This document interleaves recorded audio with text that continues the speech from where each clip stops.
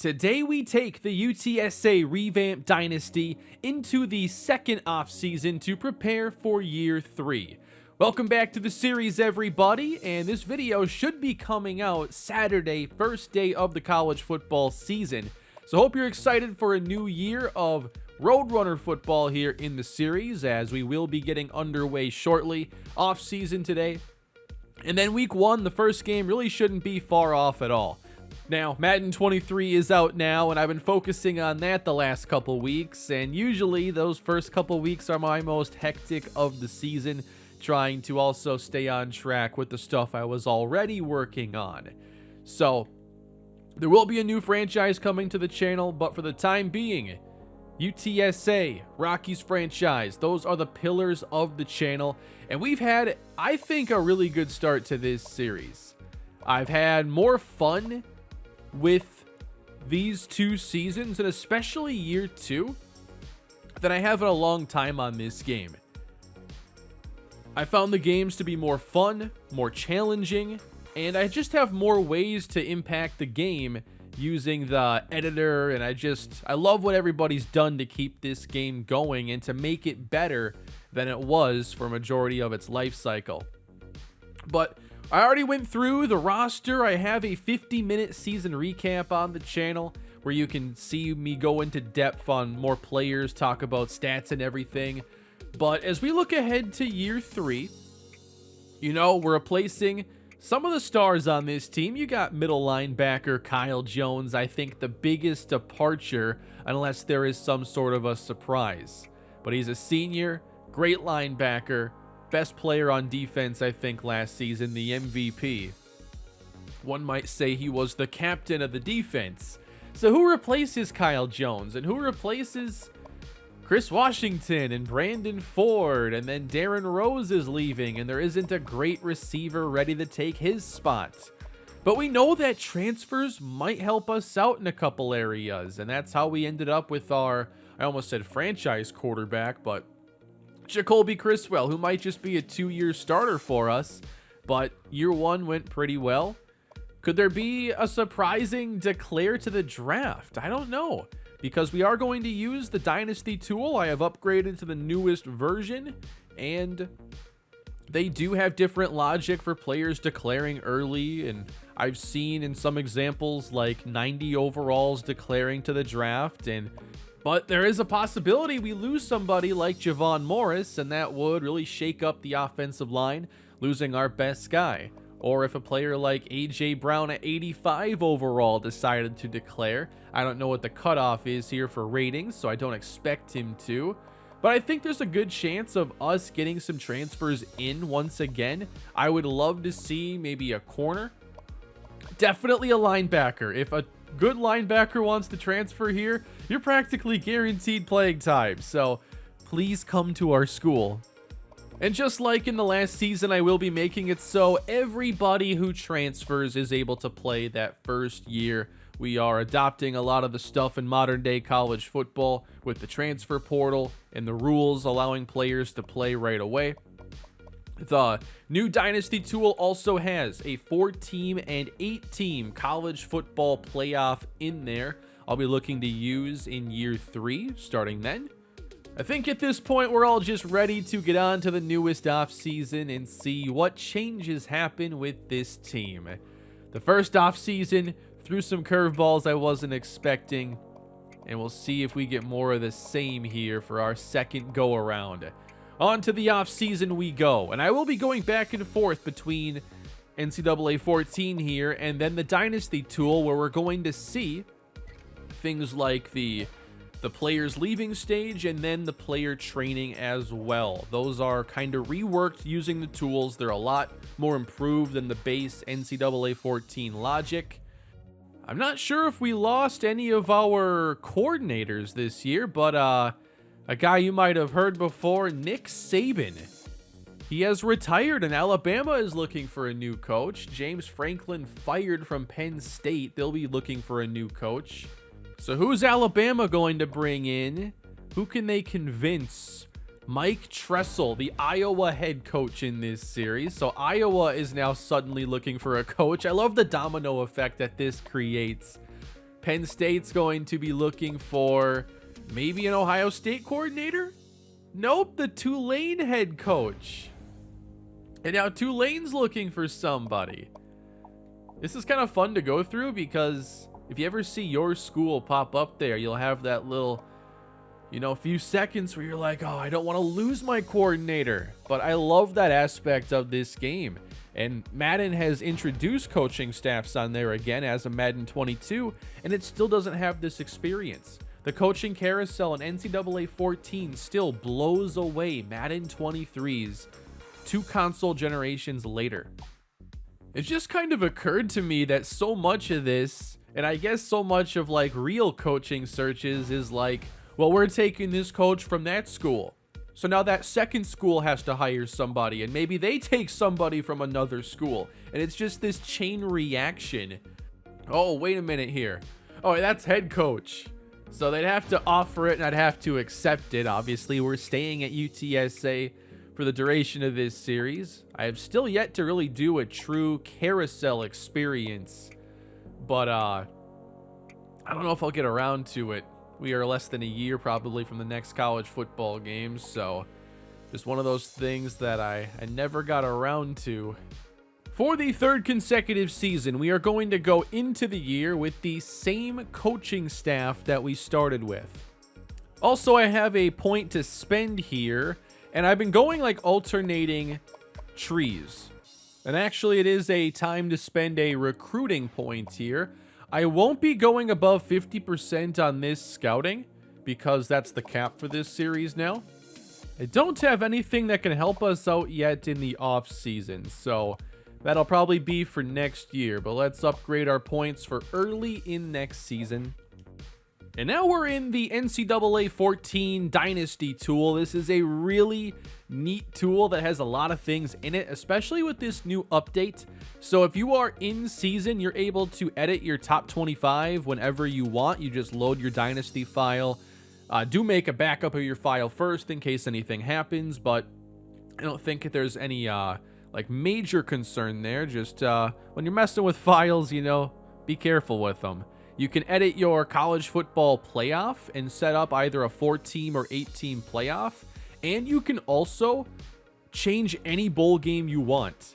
You're able to edit those, where the city's going to be. So a lot of cool stuff in there during this season. But we are focused, of course, on these 2 things today. Starting with players leaving, which is, the most kind of nerve-wracking part of going through this offseason. I realized when I tried to open my Dynasty file, I wasn't at the right stage because I forgot to save that first little bit I just recorded there. So some coaches might be on some different teams. We'll go through that. But we are at the stage now, ready to see players leaving. I don't know what to expect. I'm hoping for the best, hoping we don't have anybody key transferring away. That's, of course, a big risk here as well. And we have 16 players leaving, 3 entering the draft, 1 early entrant, and that early player is Javon Morris, the center, who is projected to go in the 5th round. So we are losing our best linebacker, the 2 other starting linebackers, our best offensive lineman. That's tough. Our kicker as well, Darren Rose, Brandon Ford, Dallas Johnson. We have Bob Young deciding to stay. So he had a chance, I guess, with the pro draft, but he wants to stay 1 more year. It would have made more sense if he had decided to transfer away, but nobody is. So pretty simple here outside of Javon Morris deciding to turn pro. I do see also we are now a 3-star program, so we've earned a star every year. You can go through any other team you want in this. The dialog box isn't showing up here in my recording for some reason. But say you wanted to go to Clemson, see if they're losing anybody, what's their situation. Now, it is great to see what our rivals are doing, and Texas losing their quarterback, Bijan Robinson as well. This is going to be a big year for them to replace some really good players. How about Oklahoma? How are they looking now? They have 1 player transferring, And a couple juniors declaring here. Marvin Mims, Jalen Redmond, first round projected players. And their transfer, a 58 overall quarterback. Yeah, you ain't playing at Oklahoma. Overall, there are 55 players who have decided to transfer and 48 early entrants into the NFL draft. So that is pretty cool to see. I kind of wanted to see the lowest rated player that would declare. Like some 90s will. Now you have to worry about the 80s a little bit. Declaring here a receiver, 89 overall, and it might take into account position depth here. I'm not sure how they've made this tool, but that would make sense. You know, if you're like an 86 overall receiver, but you'd be like the 7th best in the class, maybe it was like a bad year. Yeah, why not declare? Go for it. 88 overall defensive tackles, so it does get into the 80s a little bit here. Not many are early declaring here in this range, but you do see that a bit in the NFL. There are guys who declare early and then go 7th round undrafted sometimes. But it looks like in the mid 80s here, this is just kind of the draft cutoff. It seems to be 87, 86. Maybe 87 is the cutoff here. That's a good number to keep in mind. What is also cool in this tool is that when you're doing this over multiple years, you're able to go back to the previous year to see what happened. So it remembers the data I had from the last time I ran this tool. We were a 2-star program. This was our situation here. Not many draft declaring. Nobody transferred away. But once you're deeper into your dynasty, this is a really cool tool.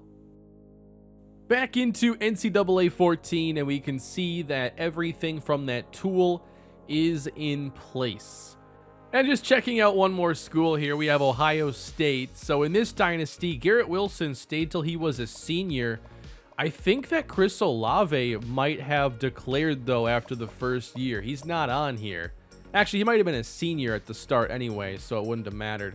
But CJ Stroud, redshirt sophomore, he is going to stay at Ohio State. He had a chance, not taking it this year. And ultimately, here were the coaching changes. I wish that maybe it was sorted by like the top 25. I know Alabama ended up hiring the same coach, but I think some other teams did do some things differently. Let's go to head coach only here. It doesn't really impact us a whole lot, but some of you might want to see the details here, so just going through it. Doesn't take all that long. Oklahoma, they got an extension there for Lincoln Riley. All right, I say we continue on. Wait, is that the Brian Brom I'm thinking of? That was drafted to be better than Aaron Rodgers? Here are the draft results. We had 3 players get drafted, which will help our pro potential in the recruiting. 1 player after year 1, now 3. All day 3 picks, but I think it all still counts pretty much the same. And here is where everything was shaken up last year for us. The transfer requests. It gave us a quarterback, a playmaker, starting linemen on both sides of the football. And this year, after our second season, nobody wants to transfer to UTSA. Nobody's coming to save us at linebacker. Nobody's coming to give us help at corner. So that is not going to impact us this season. It'll take us into recruiting, and I think I know what I want to do here. Last year, spread points too thin, but I was hoping to fill out a really light recruiting class. And this time around, I think I'm okay if we get 2 to 3 players, as long as it's, you know, the top targets. So we get into recruiting, and right now we are actually ranked really high. We're at 22 with our class. We do have 5 4-stars, 4 3-stars, and 10 players total. 2 of these players are running backs. We have a kicker. We have some linebackers, a quarterback, tackles, safety, and KJ Marseille, an athlete, might be a day 1 starter at corner, especially with nobody transferring in. So we have our base 10,000 points, and I already know the top 3 players here are basically going to get everything. So Corey Smolik, pass rusher. This team does need some more pass rushing. We lose Buster Mitchell in the offseason. Smolik might have a chance to play pretty early if we get him. 80 finesse, 76 block shed. Why wouldn't he play early on? With that being said, I think at minimum he's getting 5,000 of our points. There are 3 teams here. Maybe 4 if Baylor is really aggressive that we have to worry about. So we should be very aggressive with our points. Caden Riley, another defensive end. Does he compare? Athletically, speed strength-wise, that's decent. Agility and acceleration projected to be worse, though. And we don't know if he has good power moves or not. He's an unknown right now. I'd like to give him some points. And I'd like to maybe try to be, you know, a little cute here and just try to get enough to hold on and win this battle. Trinell Crutcher now. See, this is where it gets tricky sometimes because you have players who are lower. Like, that's not a green bar like we have here with Riley and Smolik. A lot of times, these players just don't pick a team. It's one of the weirder things here in NCAA. So, if I put 1,000 points into him, let's say, is there a chance he just, that's not enough, and then doesn't go anywhere? If I put in 1,000, I think we win. I think maybe we can do like 500 and win. At least have more points than UCLA, Cal, and Washington. Isaiah Ajawara. I know in the recap video, I moved him up the board to remind myself, hey, we want to get this guy. So, pass rushing at linebacker, B speed. You know, we need all the linebacking help we can get right now. And I am intrigued, even though we've already added a couple in this class. This is the same situation, though, where we're so low. He was a late add to the board, like Crutcher. So we don't have a developed recruiting battle here. So that makes me want to be even safer trying to get Smolik. Because to me here, does 1,000 points or 500 really make a difference? I know here, like, I have a little bit of ground to make up. Like, maybe 950 gets me into first place if nobody else does anything. If I can get Smolik, that's a win. Gives us an 11-player class. I don't know if I want to give any points to anybody down here. We have this receiver here, Kanik. I'll work on the rest of the name, pronunciation-wise, if we get him. But here we got a receiver with okay speed at 90, 77 agility, work in progress catching, might be a decent route runner. He's still very much a work in progress. So if we go like 300 here, 950 for Ajawara. Let's go up to maybe 1,000 points here, 800 for Crutcher. See, I just don't know what to do with him. And then Caden Riley. I'm also not quite sure what to do, but I think I want to give him probably 1,200, 1,500 points or so. The main thing is I want to get Smolik. If that happens, I think this was a success. And I'm nervous like I'm not going to put enough. 6,450. And then Caden Riley's got 1,500, which if we miss out on Smolik, I think this is a reasonable effort to try to find another guy who might be able to play early on. There is a chance that maybe power moves is decent, tackling is decent, and he is a pretty good athlete on day one. I think I can handle this being our signing day, but I'm just not great at attacking this period of the offseason. But I think this is what I want to do. Let me take away 50 here. What if I need those 50, you know? All right, that's 65% of my points on one player. I don't normally go that aggressive, but I don't like losing. So, signing day, here we go. Please be kind to us this year. Last season, I struck out. I don't think I've ever had a signing day where I got nobody like last offseason. So here we go. Corey Smolik and 2 more. Let's go. So I think that's about, you know, what you expect. Now, please say I was right to give him all those points. First of all, Crutcher didn't pick a team. Walk on to us. I liked him. I just didn't know how to finish this one. Caden Riley, ooh, that was close. SMU came out of nowhere, so they gave up a lot of points. Ajawara, UNLV took him. And now I have to learn how to pronounce this name. We got Kanik Yulfatolia. How's that sound? I'll have to work on that, but we got him. So we have ourselves a developmental receiver, and you know, I was wrong to deny the transferring of those receivers last offseason. I thought we had more receiver depth than we really did, so we definitely missed out. Justin Seaton, so we got him without even trying. Defensive tackle. Javaris Barnes, more receiver depth. You know, if we don't have more than like 7 receivers, he's probably just going to make the team and develop. But we do get the main player we wanted here, and you know, I went about 3K over what I had to. But, I mean, I remember, I think in the Minnesota Dynasty, that Michigan got a player that we wanted a little bit. But Michigan put like 8 or 10,000 points into him. And I'm like, fine, at that point, I'll just lose.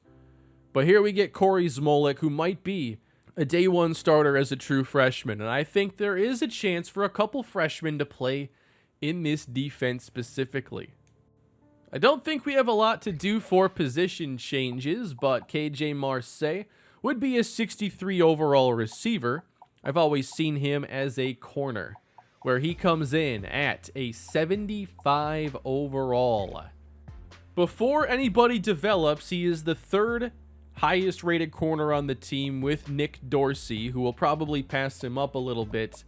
But I think we're going to see Marseille get on the field straight away. I think as a boundary corner as well.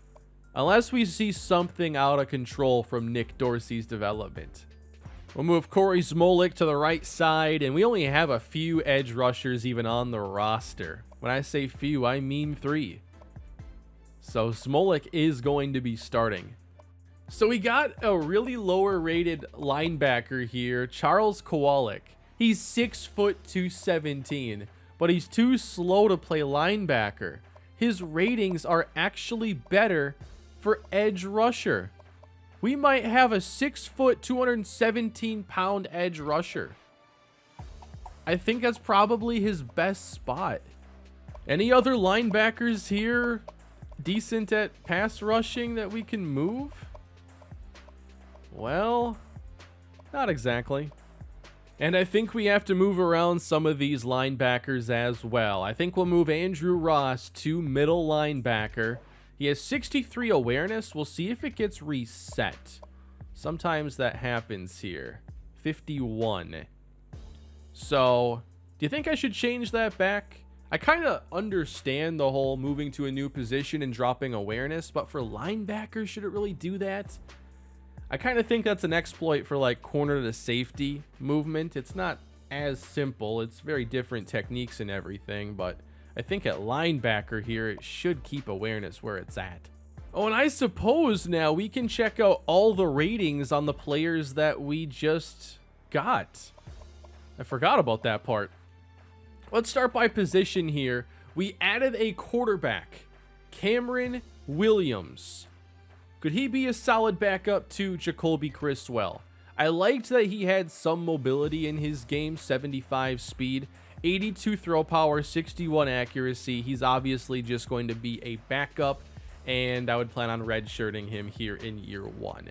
It's not realistic to start throwing him out there if there was an injury, let's say, until the accuracy is like 10 to 13 points higher. We do have Trey Irvine, though. Irvine has 79 speed with better accuracy that you can count on. So I do think that Irvine is probably more the QB2 now. There is Matt Humphrey and Bob Young, of course. I mean, he has the accuracy. But to run the offense the way we usually do, I do like Irvine over Humphrey. Humphrey's just not that mobile. We got a couple running backs, though. Jason Williams, 6'4", 195 at running back. That's more of a build you would see at wide receiver. But decent speed, acceleration, combo, 65 strength. He does have elusiveness, jukes, and spins. So there are some things to like here in this skill set. And then we go to Rokeem Anderson, 6'3", 232. With that size, you would expect a lot more strength, break tackle, and trucking. But really, those ratings look like they're from a scat back at 178 pounds, you know? So he's still developing. He doesn't have the same moves as Jason Williams either. So he's obviously a redshirt player for this year. All right, we got Kanik Yulfatolia. And 90 speed, 86 acceleration, can't catch, but 77 route running. So maybe a red shirt and then get his catching hopefully into the 70s. And you can start to think about playing him a little bit. That's kind of cool. Jarvis Barnes, do we ever see his ratings? Speed guy. Not a lot else to work with though right away. Carl Gaddy at tackle. So we bring in a new freshman who doesn't have any of the key ratings in the 80s, unfortunately. So I think right now he's more of a solid backup until maybe strength or pass block gets better. But actually, this probably isn't that bad. It is NCAA. I think in Madden, some of these ratings might be a little more worrisome, but I think that's okay for now. Charles Kowalik. Fully scouted now. He's not a great athlete, but he does have good tackling, decent enough edge rushing coming off the bench here and there, 80 block shed, and he has coverage, but I mean, what are you covering at 69 speed? I think edge is the best spot for him. 6 foot 217. Why not? And then Corey Smolik, please. Be ready to start this year. 82 power, 80 finesse, 76 block shed. His speed is okay, but acceleration is solid. I'd like him to be a little stronger, but there's nobody that's going to take away the playing time from him. Bo Frazier is the next best guy. And, you know, he's got some similar ratings, honestly. He's not as good, though, with speed, agility, acceleration. So this might be a situation where I try to rotate them a little bit or give each a chance because their ratings are not really separated, and overall wise it's one off. Justin Seaton. So kind of an extra D tackle for us, and yeah, I'll hold on to him probably. 79 strength isn't great. I mean, Justin Seaton's probably the type of guy who doesn't play until he's a junior or a senior, but I think with 70 power right away, 71 block shed, 79 strength, 3 years later, he's probably playable. Maybe as a backup. And then linebacker. So it's going to be tricky this year. Rafe Wentworth. Not the fastest guy, not the strongest guy. Not a great tackler, not a great pass rusher, not great in coverage. What exactly makes Rafe Wentworth a 4-star? I'm not exactly sure. Is it the 80 play rec? He has 62 awareness? I just think that he doesn't have a strength to lean on, so he won't be playing anytime soon. At corner, we'll save Marseille for last. Chauncey Levenberry, yes! I think it was the speed and acceleration I wasn't sure about, but I think he's a future slot. Speed, acceleration, man zone press, all solid here for a freshman that went overlooked. But the guy who's going to start right away, KJ Marseille, will take 90 speed, 93 acceleration. He is a good athlete. Not much of a tackler. He's just a cover guy who can play press man, cover in zone. Wish the catching was better. Maybe that's why he's not a good receiver. But Marseille, get ready to play. Tommy Hughes, really excited about him. 82 speed, though, is lower than I was hoping for. So he's probably more of a strong safety with higher tackling, hit power. Coverage is solid as well. Let's move Tommy to strong safety. I just don't want to lose any awareness here. 63. If I move him there, it dropped it to 51. So I have to fix his awareness there, just like I have to the previous player I did that with. New kicker Keith Combs. 86 power, 70 accuracy as a true freshman. He got a plus 677 overall. I mean, what more are you going to do in recruiting, man? And then Blair LaFrance, get ready to play. He's a redshirt freshman. So I have to change around Hughes and Ross's awareness. Thankfully, it's both to 63. So that makes it pretty easy to remember. Back in the Dynasty tool now, we have our player progression stage. I really like this tool because it just makes a couple of the things that were lacking in this game so much better.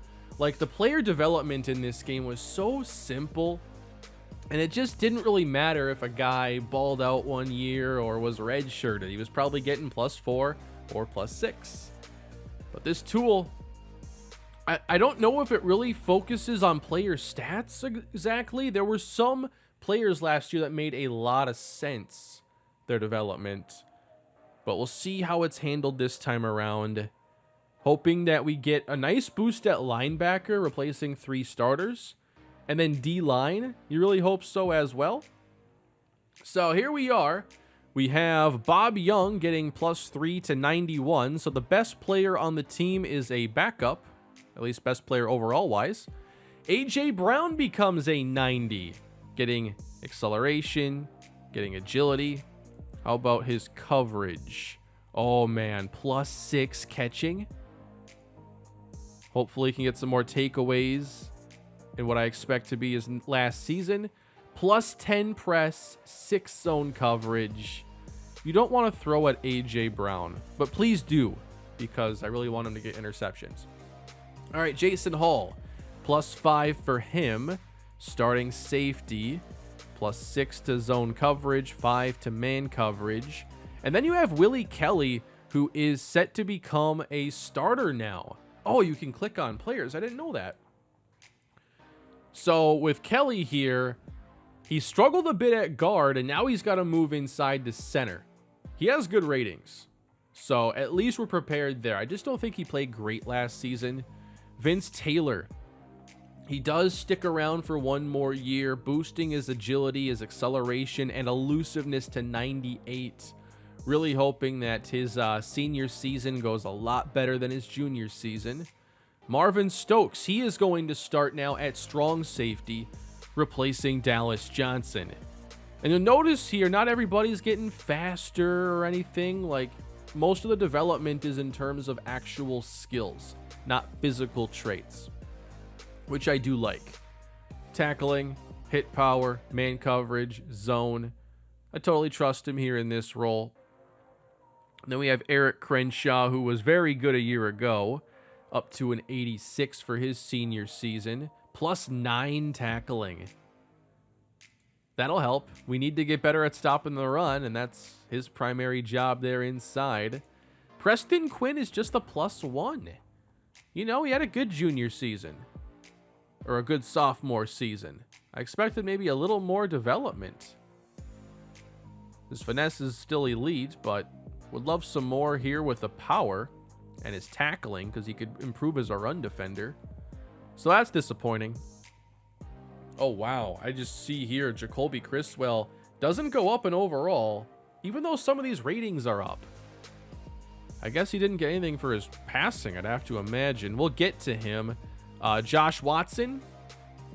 So a tackle, we just want to focus on these ratings. Solid boost there. We go to Keatron Jackson. His catching does get a little bit better. Carrying, spin move +9. Definitely got to get him more carries with this boost here. Now, how about his route running and everything? See, as a receiver, how much better did he get? Not a ton. His route running's the same. Catching traffic is the same. So I think his role will stay relatively the same.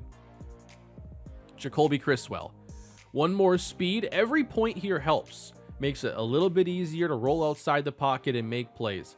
+1 throw power. Nothing for accuracy. So in his senior year, accuracy remains the same. And his accuracy played out fine. He actually had a really good year accuracy-wise, I'd say. But I just don't know that you can trust 68 or 77 here for multiple years. Like, maybe this year we do see worse accuracy than we're used to. Jay Coley, he'll be starting as well. +5 impact block, +4 pass block. Next up, Joe Wright. I'd love to see a lot here. He did go up +11 awareness. 99 jumping. Spec catch goes up. His catching stays the same, but we know 80 is a pretty good spot to be. Oh, Steven Alexander gets a +6. We played him a lot at the end of the year. His awareness is now 99. His strength goes up. Catching going to 87. So he's getting a lot of help this year as a receiver. That's interesting. All right, we got linebackers now, and Keith Cowan gets a +6. I think Cowan starts Cedric Parker and Andrew Ross. So we're going through all those starters. Cowan has speed, strength, acceleration. 78 tackle, 82 hit power, can rush a little bit, can cover a little bit, but nothing here is great. Then we go to Andrew Ross, who gets a +3. And I think he's going to be the starting middle linebacker because of his size, his tackling, and hit power. I just have to see CPU quarterbacks and how they handle a 6'7" linebacker there in the middle. I think that's a spot where the size might make a difference. I have to at least see it. And then Cedric Parker here, +3. He's a speedy guy. So he's going to be one of those nickel and dime linebackers, probably with Cowan. You see, with Ross, I only want him playing in base defense, really. Now, we do have good tackling, block shed, and pursuit here. Parker could also play middle linebacker. Do we want the really big guy or the really fast guy? There's a 7-inch height difference. That's just something we have to figure out at this stage. Checking out the rest of this development here. Most of these players won't be starting, but how about Brandon Matthews? 86 speed still. Good in coverage. Yeah, he'll stay in his exact role. How about Dorsey, though? Catching 75, 91 speed. It's hard to keep this guy as just a 4. I might have to see him push Matthews. I like Matthews. I really want to play Marseille. What do you do here? Because the last thing I want is to not play Marseille and risk him transferring. How about Curtis Davis here at 77? So his break tackle gets a little bit better, catching traffic a tiny bit better. He got mostly improvement here with pass blocking. What am I going to do with that? I don't pass block my tight ends. That leaves them one-on-one. The game doesn't know how to chip or double team reliably. That's a waste. Chris Woods. All right. So he's the best candidate we have to replace Darren Rose. He does get improved catching, route running, spec catch, catching traffic. His weakness last year was his hands. He could not catch the ball. Is 75 enough? We'll find out. I think he is your slot receiver now. +2 speed here for Deshaun Washington. That seems pretty notable. He got +9 elusiveness as well. Some players have regressed too. You can't forget about that. Wow. I was wondering if Bo Frazier would maybe be better than Corey Smolik after the development, because we saw they were pretty similar. But Frazier here regressing pretty much, yeah, -8 tackling. So Smolik is a day 1 starter. Lock it in. Hey, why are they knocking down John Charles, though? How many of you have noticed John Charles? Where do we get a guy by the name of John Charles? It was just such a thing in the Kalispell Dynasty. I thought, you know what? Bottom of the roster here. Let's just make a guy, see where his career goes. Unfortunately here, he is getting worse as a player. But John Charles is still on the roster. How about Trey Irvine? If I think he's more of the QB2, if we're talking about keeping the offense the way it's meant to play. +1 throw power, +1 speed. You see, I think it's a different story. Let's say Criswell goes down in a game. Like, it's probably easier to play Bob Young because of his accuracy. But let's say Criswell got hurt. It's like week 3 and he's not coming back anytime soon. Do you play Bob Young, completely change the offense, or bring in a quarterback where you don't have to change anything? I struggle with that, because what Young would succeed in and what Criswell would succeed in are very different offenses. If we're ever in a situation where I have to play Bob Young a lot, that's when you go more air raid, 4 or 5 wide, or maybe just, 3 wide sets and get the ball out quick. It would be a legitimate decision. Like, do I play Bob Young at that point, or do I play Trey Irvine? I mean, I'm already playing Criswell over Young because I have a direction I want this offense to play in, and Criswell allows me to do it the best. And he has more arm strength, so that helps Joe Wright. That helps out Keytron Jackson if he's used as a vertical threat. It even helps Curtis Davis up the seam.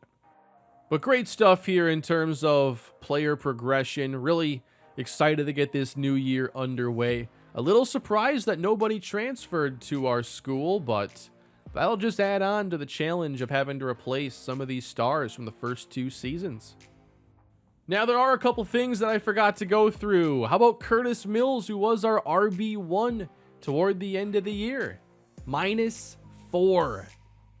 He does lose some strength, some agility, awareness, break tackle, elusiveness.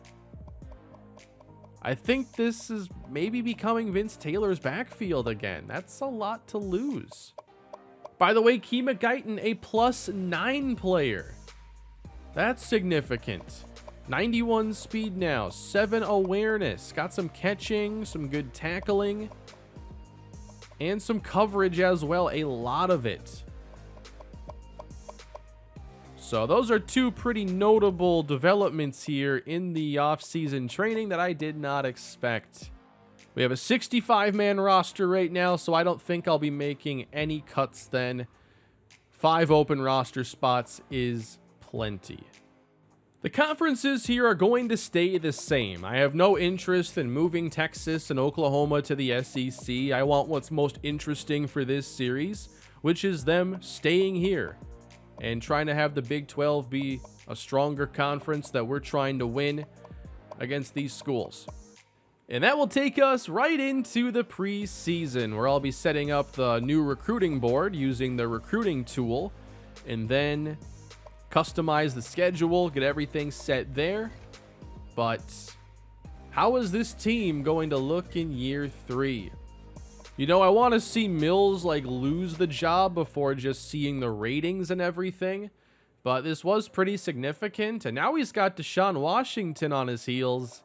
And Washington could prove to be the better player, because he got a really solid upgrade. He went +5, whereas Mills went -4. And now he's been surpassed by the sophomore. It is pretty exciting to have some true freshmen starting, but you got to be a little nervous about some of the regression that we could see potentially. Can Smolik step in and be a good starter for us immediately? Can Charles Kowalik make an impact if he's ever on the field? How about Bo Frazier? And then all new linebackers. I think I've made that point pretty clear. I am worried about that. I will say the overall ratings, though, aren't terrible. We're replacing 3 players, but we do have an 81, 80, and 80 overall linebackers stepping in. Senior, senior, senior. Come on, we're going to lose an entire linebacking core 2 years in a row? It's not supposed to work that way. A.J. Brown's a senior. Matthews is here. Marseille. 77 awareness, so that is right in line here with Dorsey and Matthews. And again, he's a 75 overall freshman, so I don't want to redshirt him. Watch him go off to a different team next year. He's probably not as good as Dorsey right now after Dorsey's development, but it's not significant. But then you have Matthews, who has really good awareness at 81, and his man in zone are better than both Dorsey and Marseille. So it's just kind of a tough situation here. I want to play Marseille. I just can't let him be on the bench. Can't let him get red-shirted. Got to play him at least somewhat until he shows he shouldn't start. And I don't think it makes any sense to play him at safety instead because Hall is good and I think Stokes is going to be really good as well. I fixed the awareness ratings for Hughes and Ross. And this is your roster going into the new year. We have most of our players here starting in the 80s. Some high, some low. I think we have a pretty decent team, though. It reminds me a lot of last year's. Where did this team get better, is my question, as we try to advance this program. Where are we better than we were a year ago? And the only place I think we're actually improved is in the secondary. We lost Reynaldo Lawrence, who really wasn't a great starter. I think we have much better corners now. And then moving on from Dallas Johnson to Marvin Stokes, I think is not really a huge deal. Stokes actually has more range. So I do think the secondary is better. I worry a lot about the run defense. I can't say that enough. I'm really not expecting us to be good at defending it. So as a whole, I think that if we can match the 8 wins for a third time, that would be pretty impressive. We'll have to see. If we're able to run the ball better this year, maybe that makes a difference for the offense. That was good last year, but incomplete. Can Vince Taylor close out his career in a more powerful fashion that allows us to take things to the next level? I think there's a legitimate possibility of that. Also, we now know how much we can trust Joe Wright, and he is going to get a lot of targets this year. When you look at the catching ratings on this team, he's suddenly one of the more reliable guys. So, last year we had Darren Rose, who was a very good high-volume slot receiver when you needed him to. He's gone. And Jackson didn't get any better at catching the ball. So, Joe Wright could be in for an absolutely massive season beyond anything I've done in my dynasties before. I don't normally treat my stars enough like stars and give them the ball as much as I can or allow them to compete for these awards. If Joe Wright is not in the Biletnikoff conversation this year for best receiver in college football, I screwed up. Or a couple players emerged and we go to our more balanced fashion and nobody stands out, but everything's okay. But I would be shocked if Joe Wright did not see his production explode. Let me know down below, what did you think of this offseason with UTSA? It certainly was better than last season, but despite that, I don't know that this team is as good as last year's if they were to be lined up head to head. But we still got to play the games and find out. I will be customizing the schedule, the non-conference games, but the conference schedule is locked in. We open with Kansas and K-State. So Oklahoma State is not on the roster or on the schedule this season. It looks like we take on a lot of the same teams that we've been seeing. Who's the new opponent for this year? Like, we didn't play K-State a year ago, but we did play Kansas, Texas, West Virginia, Tech, Baylor, UCF, and Cincinnati. So I kind of wish there were more different opponents. And if you have any suggestions for non-conference games, maybe a rematch of a certain game or something, let me know what you think down below in the comments. But that is going to do it for this offseason with the UTSA Roadrunners. I hope you're looking forward to a new season with this team. The next episode, I think, will be week 1. What did I do last year? Okay, so last time around, I did a season 2 preview. I don't know if we need to do that this time around, but let me know in the comments section. Should we just get on to week 1? I imagine that's going to be what people want to see, even though you might not know the week 1 opponent until the video gets dropped. But again, I appreciate the support, everybody. Leave your thoughts below. Subscribe to the channel and please drop a like. Would help a lot. I'll see you in the next one. Have a great day.